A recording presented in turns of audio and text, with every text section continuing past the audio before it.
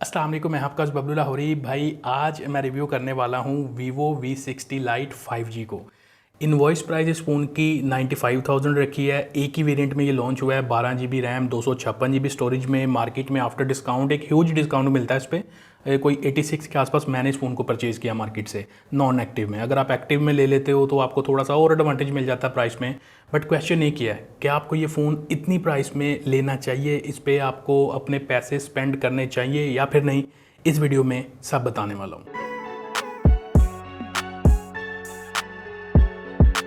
तो देखें, starting with the design, जो पहला इंप्रेशन है डिज़ाइन पे ही जाता है। अब इनकी पर्सनली डिज़ाइन जो है ना, एक सब्जेक्टिविटी है। हर बंदे की अपनी चॉइस होती है। किसी को कोई चीज़ बहुत ज़्यादा अच्छी लग जाती है, किसी को एवरेज लगती है, किसी को अच्छी नहीं लगती। तो बहरहाल ओवरऑल अगर देखा जाए तो डिज़ाइन डिसेंट है। हैंड फील भी सही है। वेट फ़ोन का 190-95 के आसपास है, तो ज़्यादा वज़नी भी नहीं है, लेकिन हैंड फील इस फ़ोन की काफ़ी अच्छी है। और प्रोफाइल भी फ़ोन की स्लिम है। एक चीज़ देख लेना, ऑडियो जैक इस फ़ोन के अंदर नहीं आपको मिलता।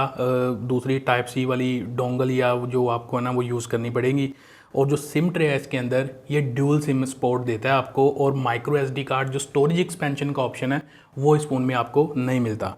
ओवरऑल जो बिल्ड क्वालिटी है फ़ोन की, वो प्लास्टिक रखी गई है, जो आई थिंक इस कैटेगरी में थोड़ा सा अगर प्रीमियम चले जाते कोई दूसरे बिल्ड मटेरियल की तरफ तो और ज़्यादा बेटर होता। बहरहाल ओवरऑल देखा जाए ना तो हैंड फील सॉलिड ही है फ़ोन की, वहाँ पे मुझे कोई ज़्यादा कंप्लेंट्स नहीं है। तो उसके अलावा IP रेटिंग भी नहीं रखी है, IP65 की। और ये डस्ट और जो वाटर रेजिस्टेंस है ना वो प्रोवाइड करती है। बट आपने एहतियात ये करनी है कि इस फ़ोन को पानी में डुबकियाँ नहीं लगवानी, कोई जो है ना गैर ज़रूरी इस पर पानी नहीं फेंकना, डस्ट नहीं फेंकनी, क्योंकि ये जो IP65 रेटिंग है ना, ये क्लेमेबल नहीं होती वारंटी में। और ये ब्रांड ने अपनी वेबसाइट पे क्लियर मेंशन की हुई चीज़। डिस्प्ले क्वालिटी फ़ोन की मुझे काफ़ी बेटर लगी है। एक तो एमोलेड है, रेजोल्यूशन फुल HD प्लस है, 120 हर्ट्ज़ का हायर रिफ्रेश रेट है, जिसको आप डिस्प्ले वाली सेटिंग में से जाके हर ऐप के लिए कस्टमाइज़ कर सकते हो।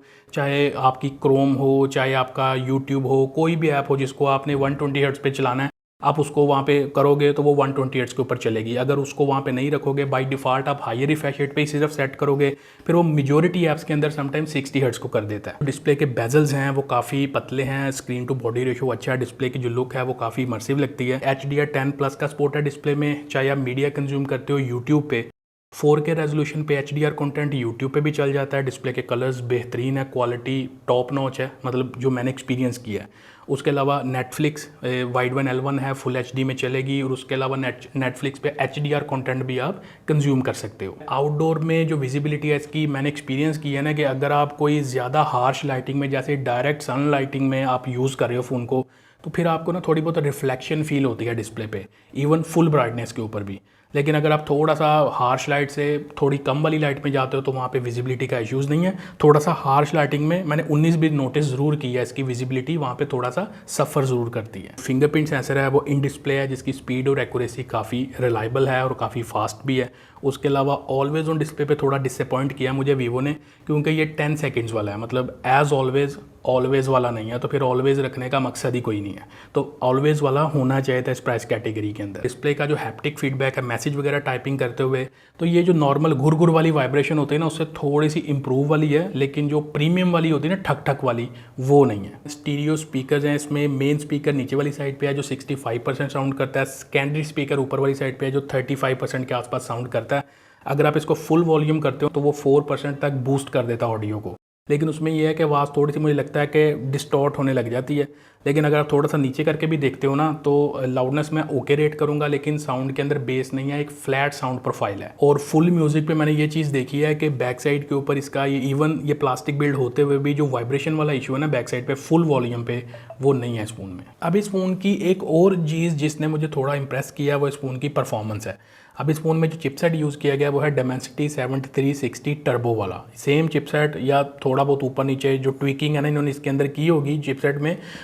Dimensity 7300 वाला वीवो के V40e में भी था, उसकी भी परफॉर्मेंस अच्छी थी। लोग आज भी उस फ़ोन के लवर हैं, उस फ़ोन को फाइंड कर रहे हैं कहीं से। तो ब्रांड्स को मैं ये समझाता रहता हूँ कि देखो, फ़ोन किसी भी प्राइस रेंज के अंदर लॉन्च कर रहे हो ना, तो उसकी रेसिपी का मेन इंग्रेडिएंट उसकी चिपसेट है, उसकी परफॉर्मेंस है। तो मेन जो इंग्रेडिएंट है अगर उसको सही रखोगे ना, बाकी थोड़ा बहुत ऊपर नीचे भी इंग्रेडिएंट हो जाएगा तो चीज़ चल जाएगी। 12 GB रैम है, मल्टीटास्किंग बेहतरीन है, इन रैम मेमोरी बेहतरीन मैनेज करती है वो, और लॉन्ग टाइम के लिए जो बड़ी बड़ी ऐप्स भी है ना वो बैकग्राउंड के अंदर रीस्टोर नहीं करता और वहीं से उसको कंटिन्यू करवाता है। उसके अलावा जो स्टोरेज है UFS 3.1 वाली स्टोरेज है, रीड और राइट की स्पीड्स भी अच्छी हैं। फ़ोन के ऊपर किसी भी तरह का आप हैवी टास्क भी परफॉर्म करो तो फ़ोन अटकता नहीं है, जिटर नहीं करता, हैंग नहीं होता, तो वहाँ पे इसकी जो परफॉर्मेंस है वो स्मूथ रहती है। अगर गेमिंग वाली साइड पे आओ तो यहाँ पे मैं थोड़ा एक्सपेक्ट कर रहा था कि इस फ़ोन में 90 FPS का PUBG गेम प्ले होना चाहिए, क्योंकि वो जो इन्होंने V40e के अंदर 7300 दिया था ना चिपसेट, सेम चिपसेट रियलमी ने दिया था 7300 इनर्जी, मतलब उसके 7300 के आगे इनर्जी लगा हुआ था।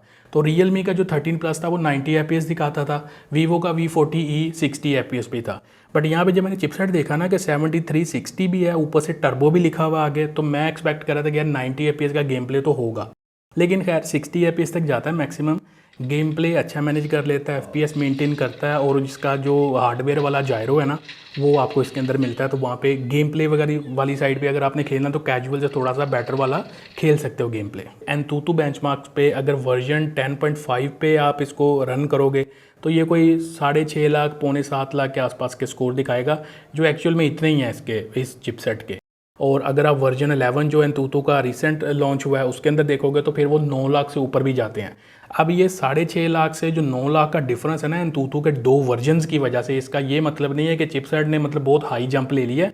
बेसिकली वो एंतुतु का नया वर्जन है, उसके अंदर उन्होंने ना कोई पता नहीं कौन से एल्गोरिथम वगैरह सेट किए हैं, कौन से पॉइंटिंग सिस्टम है उनका, किस तरह वो स्कोर निकालते हैं, तो वो उन्होंने स्कोर को ज़्यादा कर दिया। अब कोमी हार्डवेयर भी 5 लाख 5.5 लाख से ऊपर चला गया, मतलब देखें ना कोमी हार्डवेयर भी किस्मत चमक गई है थोड़ी सी।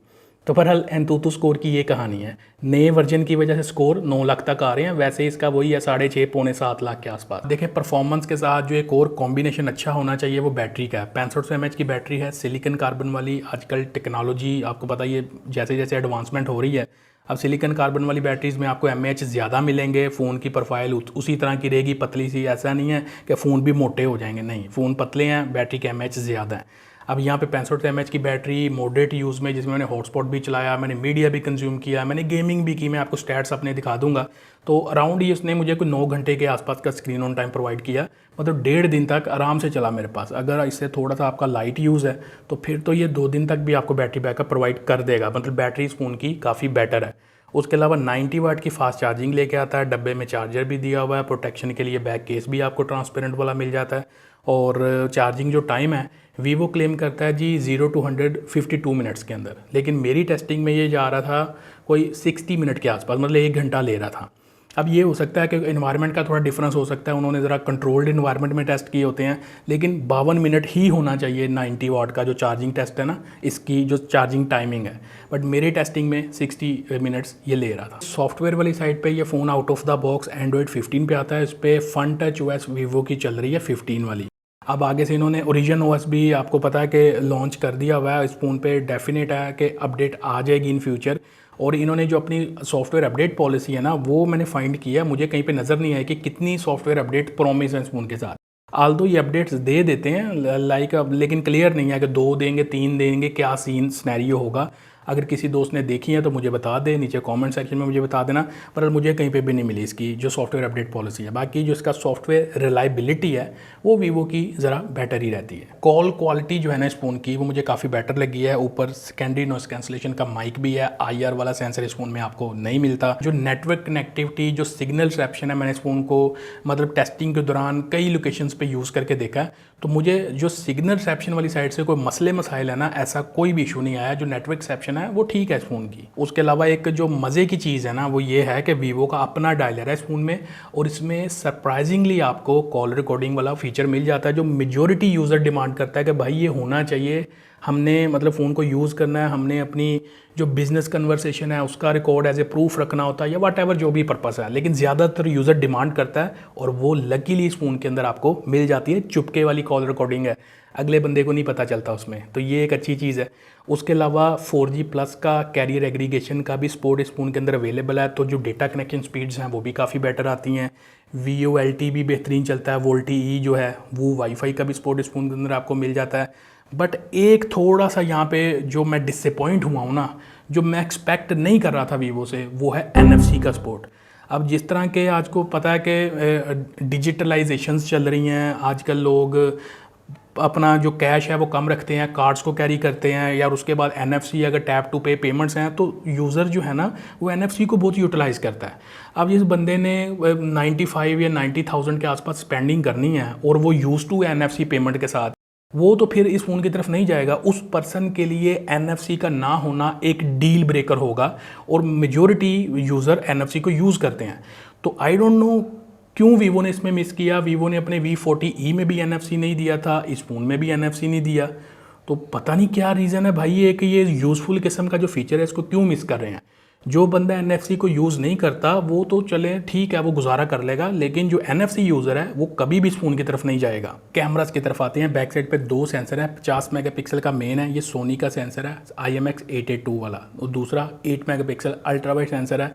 और जायज़ की कोलैबोरेशन नहीं है यहाँ पे, ज़ाहिर है यहाँ पे कोलैबोरेशन कर ली तो फिर वीवो अपना V60 कैसे बेचेगा।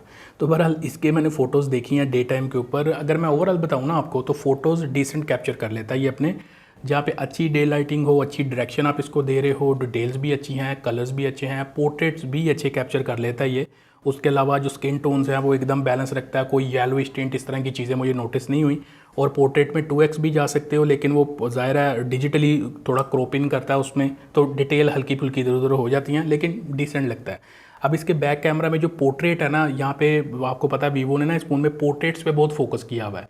तो पोर्ट्रेट पे एक वेदर फिल्टर आपको मिलता है, वो अप्लाई करते हो तो मज़े मज़े के आपको जो डिफरेंट वेदर्स हैं ना उनके फ़िल्टर्स मिल जाते हैं, ख़ज़ां का, वो इस तरह की चीज़ें दिखने में बहुत आई प्लीजिंग लगते हैं। लेकिन उसमें जो सब्जेक्ट की डिटेल्स है ना वो थोड़ी सी लॉस कर जाता है अगर आप थोड़ा जूम करके उसको देखो।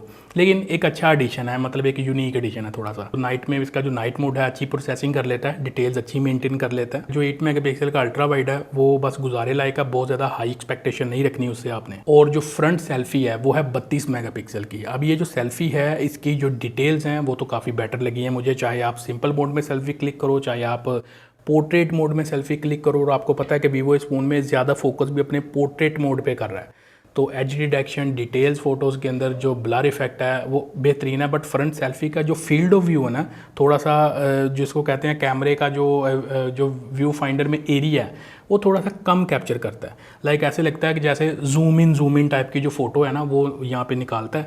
वर्टिकली सेल्फी क्लिक करते हो फ़ोन को पकड़ के तो ज़्यादा फील नहीं होता, लेकिन आप जब हॉरिजॉन्टली पकड़ते हो ना, लंबा फ़ोन पकड़ के ऐसे करते हो, तो फिर थोड़ी सी आपको लगता है कि यार थोड़ा एरिया इसने कैप्चर किया। तो बहरहाल ये सूरत हाल है, लेकिन फ्रंट सेल्फी की जो डिटेल्स हैं वो काफ़ी बेटर हैं फ़ोटोज़ में। और जो देखें वीडियोग्राफी है, बैक साइड से 4K 30 fps वीडियो का सपोर्ट ज़रूर मिलता है, स्टेबल मोड भी मिलता है। अगर आप उसको यूज़ करते हो तो वो थोड़ा क्रॉप करता है सेंसर को, बिकॉज वो EIS लेके आता है, OIS का सपोर्ट इसके अंदर नहीं है। और वीडियो में अगर डिटेल देखें तो यस अच्छा गुजारा कर जाएगी वीडियो, लेकिन वो जिसको कहते हैं ना एक वो 10 आउट ऑफ 10 वाला जो वीडियो वाला फील वीडियो के अंदर, वो ओबियसली इसके अंदर मिसिंग है। ज़ाहिर है वो फिर इन्होंने अपने V60 के अंदर दिया होगा। तो यहाँ पे जो बैक साइड से वीडियोग्राफी है ना उसमें कलर प्रोसेसिंग देख के, थोड़ा HDR कंट्रोल देख के वीडियो में, और ये स्टेबिलिटी वाला फैक्टर देख के, तो उसको मैं बस एवरेज वाली कैटेगरी में रखूँगा। मतलब ये एक प्रॉपर वीडियोग्राफी वाला फ़ोन नहीं है। फ्रंट साइड पे जो वीडियोज़ हैं यहाँ पे भी आपको 4K रिकॉर्डिंग का ऑप्शन मिलता है, साथ में 1080p 30 fps का ऑप्शन मिलता है। जो स्टेबलाइजेशन है वो सिर्फ 1080p पे काम करती है, 4K पे काम नहीं करती। और बस जिसको कहते हैं ना कि बहुत ज़्यादा कोई हाई फाई, कोई क्वालिटी, कोई टॉप क्वालिटी की वीडियोज़ नहीं है, बट ये है कि गुजारा है। तो ओवरऑल अगर मैं रेट करूँ ना तो मेरा वर्डिक्ट अभी स्टिल जो वीवो का मैंने V40 को रिव्यू किया था उसमें था ना कि फ़ोटोज़ में डिसेंट है, वीडियोग्राफी में एवरेज है, स्टिल वो ही रहेगा। देखें कुछ फाइनल कंक्लूजन डिस्कस कर लेते हैं। मैंने हर चीज़ आपको एक्सप्लेन कर दिया है वीवो V60 लाइट 5G को लेके विद प्रोज एंड कॉन्स। अगर आपने वीडियो पीछे से पूरी देखी है ना तो आपको हर चीज़ क्लियर हो जाएगी उसमें। अब इस फ़ोन की जो इनवॉइस प्राइस है 95,000, ये ओवर प्राइस फ़ोन है, इनवॉइस इसकी ओवर की है वीवो ने, लेकिन डिस्काउंट पे मिल रहा है 85-86 हज़ार रुपये का डिस्काउंट अच्छा मिल रहा है। तो डिस्काउंट मिल रहा है तो इस प्राइस को अगर कंसिडर किया जाए तो ये प्राइस है ठंडे जोन वाली। ठंडे जोन वाली प्राइस बोले तो ऐसी प्राइस है जहाँ पे कुछ कंप्रोमाइज़ के साथ फ़ोन की तरफ देखा जा सकता है। तो ये ठंडे जोन वाली बेसिकली वो प्राइस है। लेकिन मेरे हिसाब से अगर ये 80-85 हज़ार रुपये तक प्राइसिंग की होती इनवॉइस वाली और डिस्काउंट के बाद ये 75-80 के दरमियान कहीं पे मिल रहा होता तो ये अच्छी वाली प्राइस होती, मार्केट में अच्छी ग्रिप बना लेता ये फ़ोन। तो ये सारा प्राइस का सिनेरियो है इन माय ओपिनियन। उसके अलावा कुछ दोस्त मुझे पूछ रहे थे Realme 13 Plus को मैं यूज़ कर रहा हूँ, मैं Vivo V40e को यूज़ कर रहा हूँ या मैं Vivo V30 को यूज़ कर रहा हूँ, तो क्या मैं इस फ़ोन की तरफ आऊँ? तो आपको आने की ज़रूरत नहीं है इस फ़ोन पे, आप ऑलरेडी एक अच्छा फ़ोन यूज़ कर रहे हो।